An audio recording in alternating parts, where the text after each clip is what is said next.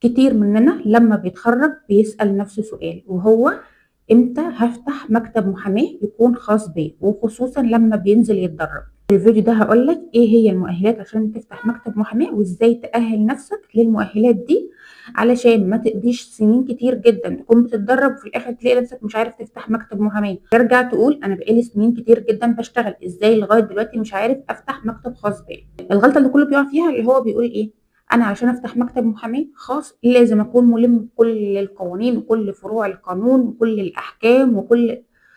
مش هيحصل الكلام ده، مش هيحصل. ليه؟ لان احنا كمحاميين بنعيش نتعلم لغايه ما نموت، وبنموت ناقصين علم.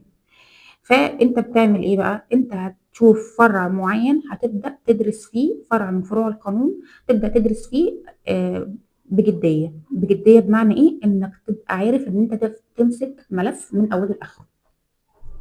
طب هختار الفرع ده ازاي؟ مش شرط يكون فرع كامل، يعني مش شرط يكون مدني كامل كبداية. يعني مثلا ممكن تشوف التعويضات، قضايا التعويضات مثلا، او مثلا قضايا الضرائب وهكذا. يفضل يعني هتكون بتتعلم فيها كويس جدا، وفي نفس الوقت بتدرس برضو مع فروع القانون التانية، وفي نفس الوقت بتتعلم. ليه؟ علشان انت كده لما هتبدا تشتغل على نفسك في الجزئيه دي بالطريقه دي، هتلاقي نفسك مثلا في نهايه كل شهر حصلت معلومات كبيره جدا في الجزء اللي انت اتخصصت فيه. بخلاف لو قعدت تاخد من هنا جزء ومن هنا جزء ومن هنا جزء، هتلاقي نفسك في الاخر خالص ما حصلتش اي حاجه ومش عارف تمسك ملف. فاختار فرع وتخصص فيه. يفضل تختاره على حسب سوق العمل المحيط بيك. بمعنى ايه؟ ما ينفعش مثلا اكون انا محامي مقيم في الريف ومش ناوي ان انا اطلع بره، ما فيش شركات محيطه بيا في المكان اللي انا قاعد فيه، فاروح جايه قايل ايه، لا انا دلوقتي هتخصص في قانون الشركات. طب ما فيش شركات محيطه بيا، سوق العمل مش محتاج التخصص ده، سوق العمل المكان اللي انا قاعد فيه. فهنشوف المحيط بيا محتاج ايه، سوق العمل محتاج ايه، واشوف الجزء ده، واشوف التخصص اللي انا هختاره يكون سوق العمل محتاجه، وابدا اشتغل فيه. مع العلم برضه عايزه اقول ان مجالات القانون كلها بيكون يعني سوق العمل شغال فيها. احنا عندنا القضايا دلوقتي الرول بقى بيوصل بالالافات. زي ما اتفقنا هيكون عندك قدر كافي هتبدأ تكون معلومات عن فرع واحد لدرجة انك تعرف تمسك ملف. طيب، تاني حاجة انك يكون عندك القدرة على البحث القانوني. بمعنى ايه؟ انك لو جات لك معلومة تكون عارف هتبحث عنها ازاي وايه هي مصادرك. ليه؟ لان برضه هنفضل طول عمرنا بنشوف قضايا جديدة. يعني مثلا المحامين دلوقتي اللي عندهم 60 سنة او 50 سنة، هم في بدايتهم هم بيفتحوا مكاتب محاماة، ما كانش في قضايا خاصة بوسائل التواصل الاجتماعي زي السب والقذف الإلكتروني وهكذا. كان في أنواع قضايا كتيرة جدا، جرائم كتير جدا أصلا ما كانتش موجودة في الوقت ده. طب هي دلوقتي بقت موجودة، بيعملوا إيه؟ بيبدأوا يبحثوا فيها ويشوفوها وبيتمكنوا منها ويبقوا شاطرين جدا فيها وهكذا. فأنت دلوقتي هيتعرض عليك نوع قضايا ممكن تكون أول مرة تسمع عنها، فيكون عندك القدرة الجيدة على البحث. القدرة الجيدة دي بتكون منين؟ ما يبقاش ليك مصدر واحد كشخص أنت بتعتمد عليه اللي هو قال لك المعلومة إذا المعلومة دي ثقة وإذا المعلومة دي صح. أنا لازم أراجع المعلومة وأعرف مصدرها الأصلي منين. يعني حد قال لي حاجة، أشوف المصدر بتاعها جاي منين، أشوف المادة اللي بتتكلم عن الموضوع ده، أشوف الأحكام الخاصة بالموضوع ده. حتى الكتب، احنا دلوقتي لما بنيجي نشوف بعض الكتب بنلاقي فيه كتب فيها اخطاء، فلازم حتى وانا بشوف وانا بقرا كتب كتير اشوف مصادر اللي جايب منها الكتب دي، الكتاب ده جايب مصادره ايه، عشان تبقى عندي المعلومه صحيحه، عشان ما اقعش في مطب كتير. واهم حاجه وانت بتبحث في المعلومه القانونيه تكون عارف المده اللي انت مقيد ان انت تبحث فيها. بمعنى ايه؟ ان في قضايا كتير جدا بتكون الوقت عامل مهم فيها. يعني مثلا انا لازم اكون عارفه مواعيد الاستئناف، ما ينفعش ان انا ادي لنفسي براح ان انا مش عارفه ميعادي امتى واخر ميعاد ليا امتى، وفجاه الاقي نفسي القضيه راحت مني انا كنت قاعد ببحث فيها. لان مثلا في القضايا المستعجل بيكون اخري 15 يوم، فلازم اكون عارفه المواعيد كل قضيه دي، هل القضيه اللي معايا دي مقيده بمواعيد ولا لا. ليه؟ عشان اعرف انا هبحثها في قد ايه. وبعد كده بتبدا تشتغل على نفسك، تبدا تسال، بتبدا تشوف المراجع، بتبدا تشوف اكواد القوانين، واحده واحده هتلاقي نفسك بتتمكن. وده هو القدر الكافي من العلم. فزي ما اتفقنا مش لازم اكون بيرفكت قوي، ولكن يكون عندي قدر كافي في مجال معين علشان يبدا الناس تنجذب ليا في الجزئيه دي. وانا مثلا بتعلم، لو اخترت مثلا مجال الاسره هبدا كل يوم انزل بوست عن القضايا الخاصه بالاسره، وهكذا. عندي القدر الكافي من العلم وبعرف ابحث عن المعلومه، اذا الجزء ده خلاص انا بقيت مؤهله فيه. طيب، تاني حاجة لازم أكون مؤهل ليها وهي الجانب المادي. أنا دلوقتي خلاص بقى عندي المعلومة، بقيت قادر إن أنا أفتح مكتب. طيب، الجانب المادي يعني في ناس بيكون دي مش هتبقى أزمة عندها، في حد ممكن هيكون متوفر له مثلا فلوس، أهله هيفتحوا له مكتب، ولكن هنتكلم عن اللي مش مؤهل من الناحية دي. طيب، هنقول إيه هي أقل التكاليف، وأنا بتكلم دلوقتي عن أقل التكاليف. ليه؟ لأن في حد ممكن يفتح مكتب بمليون جنيه، كذا مليون جنيه. تمام، ماشي. أنا دلوقتي بتكلم على إن أنا عشان أأهل نفسي لازم يكون معايا أقل حاجة قد إيه؟ خلينا نقول مثلا ان المتوسط دلوقتي ممكن نبدا مثلا من 30,000 جنيه. مش لازم برضو اروح افتح مكتب على اعلى مستوى، لا عادي. هو مكتب كويس، حتى لو هاخد اوضه شركه مع زملاء، مثلا حد محاسب قانوني، حد فاتح مجال تاني، هاخد شقه اشترك فيها انا والشخص ده في الايجار، ونفتح مكتب مع بعض عشان تيسر الجزء المادي شويه. هتحتاج هتحتاج تفرش الاوضه بتاعتك، مكتبك واليافطه بتاعتك والحاجات البسيطه اللي انت هتحتاجها. فأقل تكلفة مثلا هتبدأ معانا من 30,000 جنيه. ده يبقى أنت كده مؤهل من الجزء المادي. هتختار المكان فين؟ بلاش تفتح في المكان، يعني حد يقول لي أنا هفتح أنا عندي مكان متوفر في البيت اللي أنا عايش فيه في الدور الأرضي مثلا، عندنا شقة هنفتحها. لا، أنا عايزة أقول لك ودي نصيحة وهتعرفها بعدين، افتح بعيد، افتح بعيد شوية عن الجزء اللي أنت عايش فيه. طيب ليه؟ مش عشان والله اهلك وحشين، ولا عشان حد فيهم هيبص لك ولا يحسدك، لا لا لا، ده مش كلامي ولا ده مواضيع ولا ده اللي انا بتكلم فيه. بتكلم على ان المحيط بيك اللي انت متربي فيه هو شايفك ان انت صغير، هو شايفك وانت متربي، فهو شايفك صغير، مش هيعرف يثق فيك في البدايه ان هو يديلك ملف قضيه ان تمسكها. طيب، خليه لا، ده هم هيجوا واهل جم او حد جه. طيب، هيثق فيك في قضيه صغيره جدا، هيجي لك في صحه توقيع، هيكون حاجه بالنسبه له مش هيجي لك فيها، لكن لو في حاجه قضيه هو مش هيشوفك فيها. طيب، لا خلي، لا ده في حد جالي، يعني انا عايزه امشي معاك للاخر، لا. انت ساعتها مش هتعرف تتعامل كمحامي في البدايه، وانت اللي جاي لك دولت اهلك، ومش هتعرف تحط انت الموازين، مش هتعرف تبقى بتدير الموضوع كمحامي بالشكل اللازم، طالما بتتعامل مع المحيط بتاعك بس.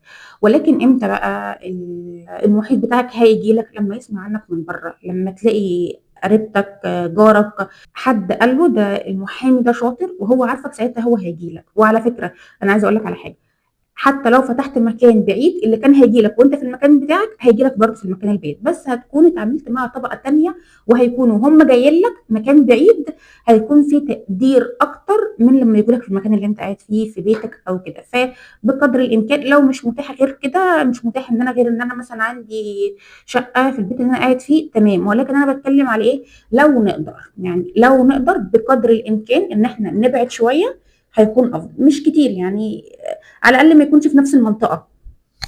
تمام، والكلام ده هتفهمه بعدين. طيب، انا دلوقتي خلاص بقى عندي القدر الكافي من العلم والجزء المادي، عرفت ان انا احله. هعمل ايه الخطوه اللي بعد كده؟ هل انا كده مؤهل ان انا افتح مكتب محاماه؟ للاسف لا، في حاجات مهمه جدا تكون يعني لازم تكون متوفره فيك. اول حاجه وهو الجزء بتاع العامل النفسي. بمعنى ايه؟ انت دلوقتي هتكون بتتعامل مع ناس، هتكون شايل مسؤوليه ملف، الملف ده ممكن يكون بيمثل له حياته، يعني حد قضيه مثلا، قضيه جنايه كبيره جدا. طيب، هيكون بيتعامل معاك ازاي؟ او مثلا قضيه، مثلا في قضايا بتكون في المدني بتكون على عقارات بتكون قيمتها ملايين. فهل انت عندك التحمل النفسي انك بتتعامل مع شخص هو جاي لك شايف حاطط كل امله فيك؟ ممكن يحصل عصبيه، بتتعامل مع ناس بيحصل مشاكل، احنا في المهنه دي بنتعرض لمشاكل كل يوم. فهل انت الجانب النفسي عندك قادر ان انت تتحمل الجزء ده؟ لان في ناس بتكون شاطره جدا وبتكون عندها معلومات كبيره جدا، ما شاء الله يعني بيكونوا حاجة كبيرة ومش عارفين يفتحوا مكتب، وبيكونوا قاعدين في مكتب محاماة لحد تاني بيديروه وبيشتغلوا، بس التعامل معاهم بيكون مع المحامي اللي هو صاحب المكتب بس. ليه؟ لأن هم لو فتحوا مكتب أصبح عليهم جزئية العامل النفسي في التعامل مع الموكلين، ودي قدرة يعني مع الوقت بتلاقي الموضوع ده اتحل.